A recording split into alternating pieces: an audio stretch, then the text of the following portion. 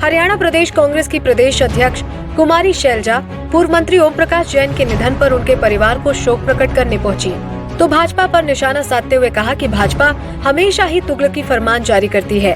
पंचायत व निकाय चुनाव में कांग्रेसी पूरे विश्वास के साथ चुनाव जरूर लड़ेंगे। भारतीय जनता पार्टी पर प्रहार करते हुए कुमारी शैलजा ने कहा कि भाजपा को लोगों की पीड़ा व दर्द नहीं दिखता है। बड़ौदा की जनता नहीं, पूरे हरियाणा की जनता ये संदेश देना चाहती है। उन्हें समय से समझ लेना चाहिए। हर रोज नए तुगलकी फरमान निकालते हैं, न किसान के न मजदूर के, किसी के दर्द को नहीं समझते हैं और 3 काले कानून किसानों पर थोप दिए हैं। बिल्कुल आगे आगे आने हैं, कुछ शहरों के निगम के आने हैं, उसके बाद लोकल हमारे पंचायत के भी आने हैं। तो कांग्रेस पार्टी बिल्कुल आपने देखा एकजुट होकर चुनाव लड़ती है। अभी हम फैसला लेंगे कि किस तरह से पार्टी का क्या इसमें होगा, लेकिन कांग्रेसी ज़रूर मजबूती से चुनाव लड़ेंगे।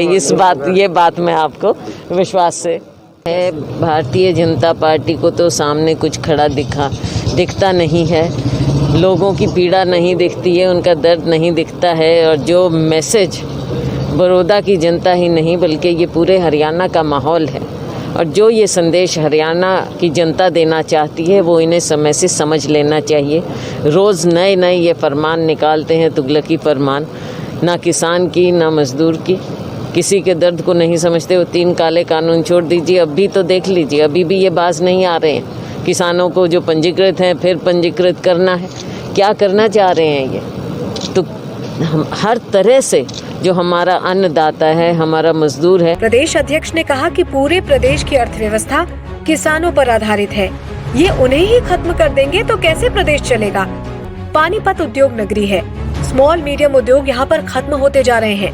बात करते हैं कि हरियाणा के लोगों को 75% नौकरी देंगे, जबकि उद्योग खत्म हो रहे हैं तो नौकरी कहां से देंगे। कांग्रेस जनता की आवाज सुनती है। राहुल गांधी के नेतृत्व में हमें आम लोगों की बात को उठाना है, चाहे वो किसानों का, गरीबों का मुद्दा हो या कुछ और भी हो। और आप ये समझ लीजिए कि हमें हमारी अर्थव्यवस्था के, जो पूरे प्रदेश की अर्थव्यवस्था का आधार तो किसान और मजदूर है। अगर आप उनको ही ख़त्म कर देंगे तो कैसे हमारा प्रदेश आगे बढ़ेगा। और केवल ये नहीं, हम जहाँ खड़े हैं, पानीपत में खड़े हैं, ये एक उद्योग नगरी है, स्मॉल मीडियम यहाँ पर इंडस्ट्री हैं, अब वो भी ख़त्म होती जा रही हैं। और ये बात करते हैं कि हम यहाँ के लोगों को, हरियाणा के लोगों को 75% रोज़गार देंगे। रोज़गार कहाँ से दोगे आप? पुरानी इंडस्ट्री बंद हो रही हैं, नए आ नहीं रहे, कोई आप किसी को कुछ उनको मुआवजा नहीं दे पा रहे, उनकी मदद नहीं कर पा रहे, सारा इंडस्ट्री को ख़त्म कर रहे हो आप।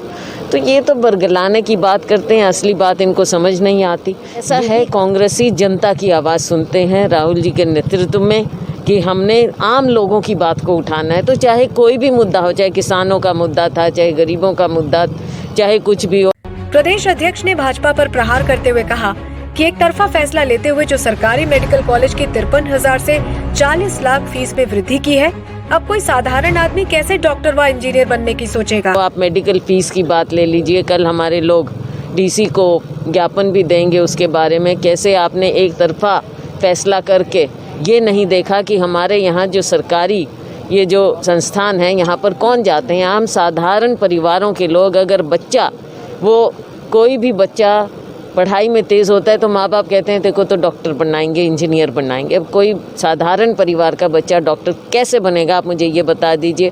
आपने कहाँ 53,000 से फीस बढ़ा दी, कहाँ 40 लाख पर आप ले आए हैं? कैसे कोई भी बच्चा सोच सकता है, या कोई साधारण व्यक्ति? और फिर कहते हैं बॉन्ड की बात है। नौकरियाँ आप दे नहीं रहे, कितने लोगों को आप नौकरियाँ, डॉक्टर की नौकरियाँ दे पाओगे? उनको तो आप तो चाहे किसान है, चाहे मजदूर है, चाहे हमारे अभी ये स्टूडेंट हैं, आप तो सबको बंधुआ बनाना चाहते हो, सबको बेड़ियां डालना चाहते हैं। लोगों की बात आपको समझ नहीं आती। आप देखते हैं रोज़ नए मुद्दे आ जाते हैं। शैलजा ने कहा कि निगम व पंचायत के चुनाव आने हैं और आपने देखा कांग्रेस पार्टी एकजुट होकर चुनाव लड़ती है। अभी हम फैसला लेंगे, पार्टी आगे की रणनीति बनाएगी। लेकिन एक बात जरूर कहूँगी, कांग्रेसी जरूर मजबूती से चुनाव लड़ेंगे। बिल्कुल आगे आने हैं, कुछ शहरों के निगम के आने हैं, उसके बाद लोकल हमारे पंचायत के भी आने हैं। तो कांग्रेस पार्टी बिल्कुल आपने देखा एकजुट होकर चुनाव लड़ती है। अभी हम फैसला लेंगे कि किस तरह से पार्टी का क्या इसमें होगा, लेकिन कांग्रेसी ज़रूर मजबूती से चुनाव लड़ेंगे। ये बात मैं आपको विश्वास से कह सकती।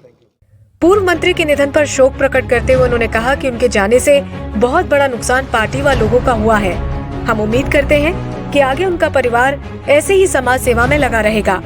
ओम प्रकाश जी को बहुत इनका काम करने का तरीका, क्योंकि मुझे याद है मैं भी टूरिज़्म मिनिस्टर थी भारत सरकार में और ये भी हरियाणा सरकार में थे।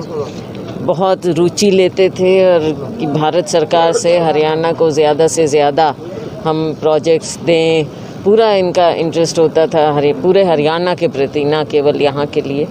और उनके जाने से एक बहुत बड़ा मैं समझती हूँ जो नुकसान ना केवल पार्टी को हुआ है लेकिन आम लोगों को भी, क्योंकि जन सेवा में उनका बहुत विश्वास था और हम उम्मीद करते हैं कि आगे परिवार उसी तरह से जन सेवा में लगे रहेंगे। यहाँ पर बड़ौदा के उपचुनाव में कांग्रेस पार्टी के उम्मीदवार को जीत हासिल हुई तो पार्टी पूरे आत्मविश्वास से विभोर है, लेकिन क्या ये जीत कांग्रेस की है या पूर्व मुख्यमंत्री भूपेंद्र सिंह हुड्डा की?